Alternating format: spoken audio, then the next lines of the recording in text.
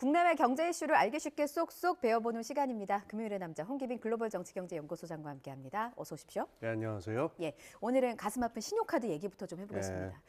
가끔 이런 생각도 해요. 아, 신용카드가 없었으면 내 월급 통장에 월급이 조금은 남아 있었을까라는 생각을 해볼 정도로 신용카드 쓰시는 분들 굉장히 많은데 최근에 신용카드 연체율이 증가하고 있다고 합니다. 이게 역대 최대 규모라고 하는데 얼마나 심각한 거예요? 그렇습니다. 이게 지금 50%가 증가했는데요. 작년 3분기에 비교해서 재작년 3분기에 비교해서 예. 작년 3분기 그 연체율 이 숫자가 나왔습니다. 근데 네. 연체 액수가 50%가 늘었어요. 이게 2014년 이후 최대라고 하는데요. 예, 역대가 아니라 2014년 이후 최대. 그렇습니다. 예. 지금 8대 카드사 체제가 있는데 그게 예. 2014년에 마련이 되거든요. 아. 그 이후로 최대입니다. 근데 예. 문제는 이게 액수도 액수지만은 이게 속도 1년 사이에 이렇게 팍 늘어난 부분이 있죠.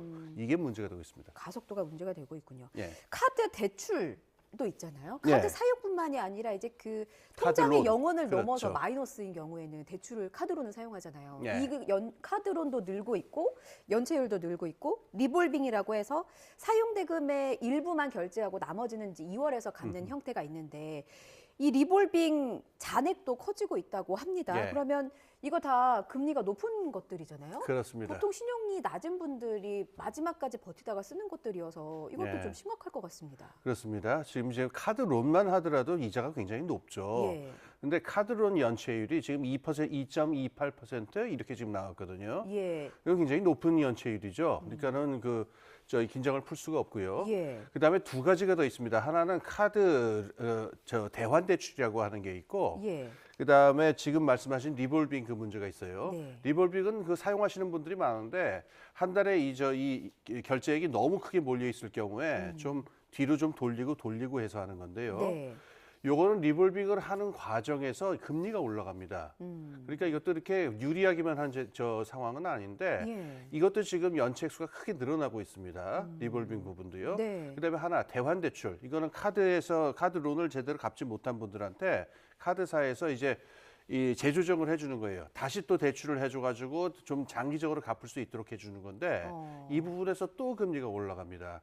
근데 여기서도 지금 숫자가 늘고 있어요. 다시 네. 말해서 금리가 훨씬 높고 위험한 부분으로 지금 넘어가는 비율이 높아지고 있기 때문에 이것도 또 하나의 적신호의 징후입니다. 그렇군요. 카드론 연체율 좀 전에 그래픽에서 2023년 8월에 2.26%였으니까 26%? 예. 예. 지금은 이제 더 그동안 가속도 올라가는 속도를 생각하면 더 높아질 것으로 예상이 되고 그런 연체율 증가 이게 심각한 상황이라고 말씀을 하셨는데 특히나 20대 상황이 네.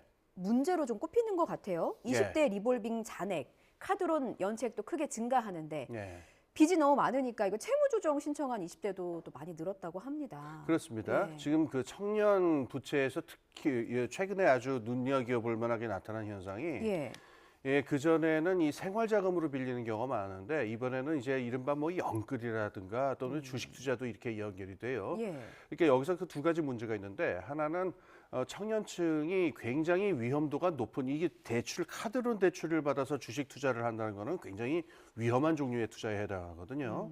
그러니까 이 위험한 종류의 투자 행태를 계속 벌이고 있다라고 하는 것 이게 지금 자산 시장의 어떤 혼란하고 연결되면은 장기적인 문제가 될 수가 있죠. 예. 두 번째로는 이 청년 시절에 이 지금 말하는 카드 대출들은 우리 쭉 얘기했듯이 금리가 굉장히 높거든요. 예. 일반 은행 금리라든가 다른 금리보다도 훨씬 높기 때문에 이게 청년층 입장에서는 굉장한 부담이 됩니다.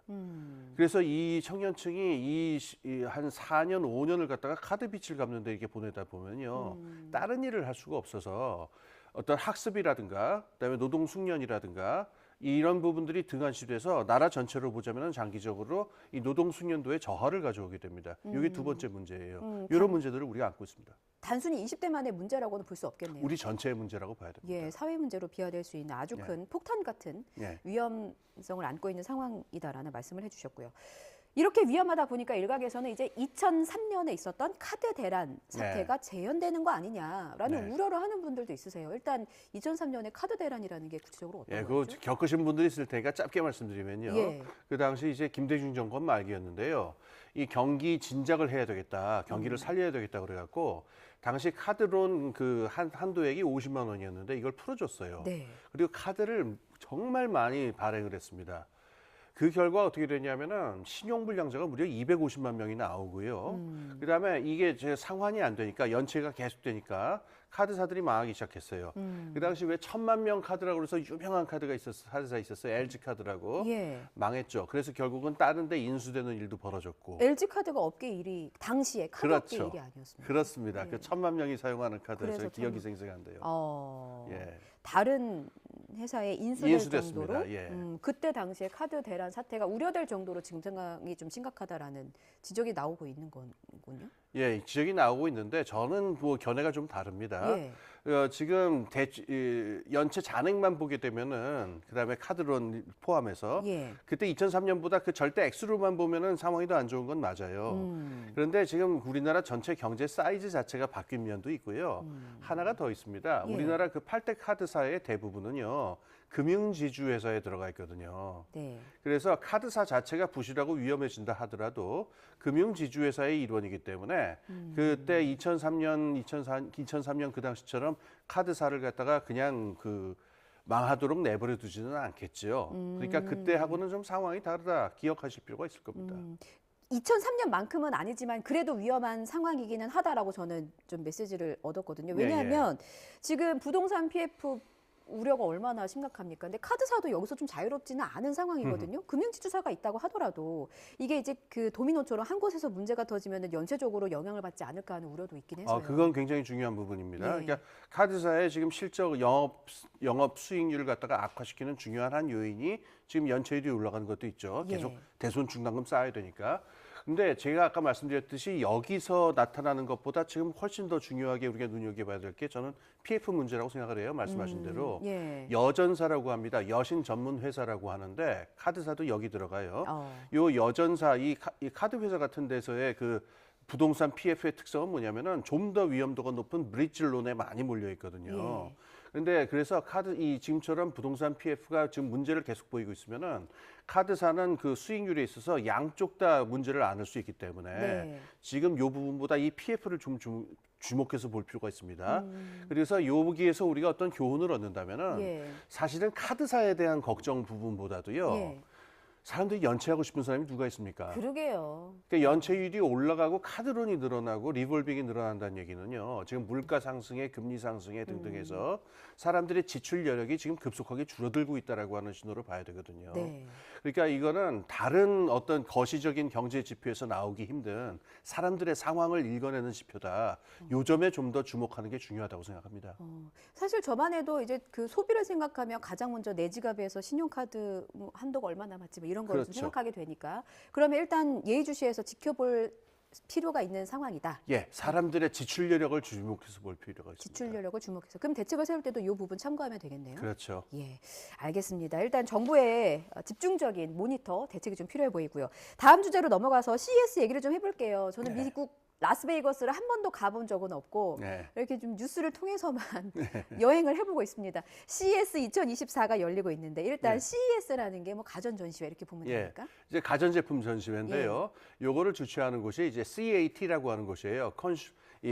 CTA, Consumer Technology Association이라는 뜻인데 예. 이 소비자 기술 협회, 미국 소비자 기술 협회입니다.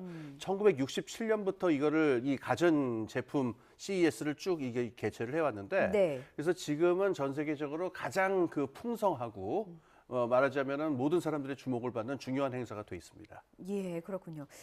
어느 분야가 제일 주목을 받나 이렇게 보면 예. 키워드로 꼽히는 단어가 이제 AI 그리고 로봇이더라고요. 여기 익숙한 얼굴들도 많았습니다. 그 연예인 지드래곤 씨도 있었고. 네. 그리고 뭐 최태원 SK 회장이라든지 박정원 두산 회장 뭐 너나 할 것 없이 AI가 중요하다 강조를 하고 있습니다. 이거 미래 네. 산업이 뭐가 중요한지 먹거리가 뭔지를 좀 엿볼 수 있었던 것 그렇습니다. 같아요. 예. 이번에 주목해서 봐야 될 건요. 우리가 그동안 작년에 있었던 AI 이야기들은 주로 챗 GPT라 그래서 소프트웨어라든가 이 부분에 많이 집중이 돼 있었는데 네. 지금 말씀하신 대로 AI만 중요한 게 아니라 로봇의 대두도 굉장히 중요하거든요. 그리고 이 둘이 어떻게 융합되느냐는 부분인데 네. AI와 로봇의 결합이라고 하는 게 제조업 부분에 멈추는 게 아니고 이 가전제품이라고 그러면은 우리 내구 소비재, 그러니까 우리 생활에 굉장히 밀접화되어 있는 거의 서비스업, 개인 서비스업에 가까운 것들이거든요. 그렇죠. 그러니까 여기 부분에까지 이 AI가 이제는 하드웨어하고 결합이 돼가지고 우리들의 물질 생활하고 직결돼 있다. 그게 어느 만큼 우리에게 가까이 와 있는가 이걸 읽어볼 수 있는 계기로 읽으셨으면 좋겠습니다. 예. 그 중에서 저도 눈여겨본 로봇이 그 음식 만드는 네. 로봇이었는데 저도 한 요리 하거든요. 허허. 근데 뭔가 저의 자리를 좀 위협한다 싶을 정도로 아주 훌륭해 보였습니다. 소장님께서는 어떤 로봇 혹시? 저는 요리를 잘 못하기 때문에 굉장히 기쁜 소식으로 들리는데. 저는 제 자리가 위협받는 느낌이긴 예. 했습니다. 말씀하신 것처럼 AI와 로봇, 그 하드웨어와 소프트웨어가 결합이 돼서 새로운 미래 동력으로 자리 잡게 될 텐데 여기에 그동안 이제 우려도 많이 나왔어요. 네. 많은 돈이 들어갔고 많은 인력이 집중하고 있고 경쟁이 과도해지고 부작용도 속출하고 있고 좀 명암이 뚜렷한 것 같아요. 네. 이 부분을 좀 짚어주신다면. 명함 뭐 많은 지적들이 있었습니다만 네. 한마디만 기억하시면 될 것 같아요. 네. 문제는 AI라고 하는 기술에 대해서 사회가 어느 만큼 준비가 되어 있냐라는 건데 세 가지 부분이 있어요. 첫 번째는 AI가 남용되지 않도록 이름은 영어로 하면 가버넌스인데 예. AI 통치 체제를 갖다가 구성하는 부분이 있어요. 어떤 도덕적인 문제라든가 사생활 문제, 인권의 문제 같은 것들하고 결합될 수 있도록 AI 통치 체제를 마련을 해야 되는데 이게 지금 계속 지연되고 있습니다. 두 번째로는 AI를 통해 가지고 지금 아까 우리가 뭐 그 일자리를 잃는다 마는다 이런 얘기도 나왔는데 네. 노동시장이나 산업에 가져올 충격을 어떻게 대응하는 문제가 있죠. 세 번째가 많이 간과가 되고 있는데 네. AI는 몇 명의 똑똑한 기술자들만 있는다고 해서 사회 전체가 나갈 수 있는 게 아니고요. 네. 이건 범용 기술입니다. 범용 기술이란 거는 모든 사람들이 활용하는 기술이기 때문에 예. 이건 국민들 전체가 AI에 대해서 상당한 문해력을 가지고 있고 그걸 또 적극적으로 활용할 수 있도록 예. 포괄적인 교육이 이루어져야 돼요. 그런데 지금 특정 분야에만 투자가 집중이 되고 특정 전문가를 양성한다라는 얘기만 되고 있는데 예. 모든 사람들에게 AI가 사용되는 사회에 적응할 수 있도록 이래서 격차가 발생하지 않도록 사회성원 전체를 준비시키는 부분이 있습니다. 특히 이 세 번째 부분이 제일 간과가 되고 있는 것 같아서 예. 이걸 좀 강조해서 말씀드립니다. 끝으로 그러면 대비가 정말 중요할 것 같아요. 근데 지금까지 어떤 새로운 기술이 나왔을 때 우리 사회가 받아들이는 모습을 보면 뭐 워낙 뭐 장벽도 없고 얼리어답터도 많아서 우리가 준비하기도 전에 막 기술들이 쓰나미처럼 밀려오잖아요. 예. 부작용이 없으려면 최소한의 대비는 해야 될 것 같은데 예. 우리는 어떻게 준비를 하면 좋겠습니까? 이거를 갖다가 산업에만 그렇게 업계에 있는 분들한테만 맡겨놓으려고 하지 마시고요. 예. AI라고 하는 문제, 그다음에 산업전환이라고 하는 문제는 이 사회 포괄적인 토론의 문제다라고 하는 걸 볼 필요가 있어요. 네. 이를테면은 1930년대에 스웨덴 같은 경우에 산업전환을 하는 경우가 모범적인 경우인데 산업전환, 그러니까는 대규모 공장 체제로 넘어가는데 수반되는 5만 가지 도사 문제나 사회 문제를 포괄하게 얘기하기 위해서 네. 정치적인, 사회적인 큰 변화들을 같이 수반해서 넘어왔어요. 그러니까 이거를 업계에 대한 투자 또는 전문가 양성 이렇게만 보지 말고 예. 전체가 이야기할 수 있는 가버넌스, 통치 체제를 어떻게 구성할 것이냐, 요걸 얘기하는 게 지금 제일 중요하겠습니다. 그렇군요. 윤리적으로 우리도 어떻게 사용하고 받아들일 것이냐에 대한 고민도 함께하면 좋을 그렇습니다. 것 같습니다. 지금까지 금요일의 남자 홍기빈 글로벌 정치경제연구소장이었습니다. 수장님 말씀 잘 들었습니다. 예, 감사합니다.